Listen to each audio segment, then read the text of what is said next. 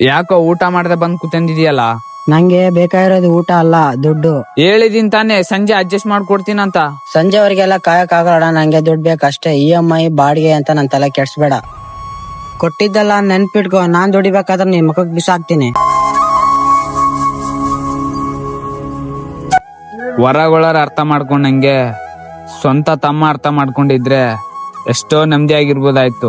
ನಾನ್ ಕಷ್ಟಪಟ್ಟು ದುಡ್ದು ನಿನಿ ತ್ಯಾಗ ಮಾಡಿ ನೀನ್ ಮುಂದೊಂದಿನ ತುಂಬಾ ದುಡ್ಡು ಮಾಡಿ ಮಕ್ಕಳಿಸ್ತಿ ಅಂತಲ್ಲ.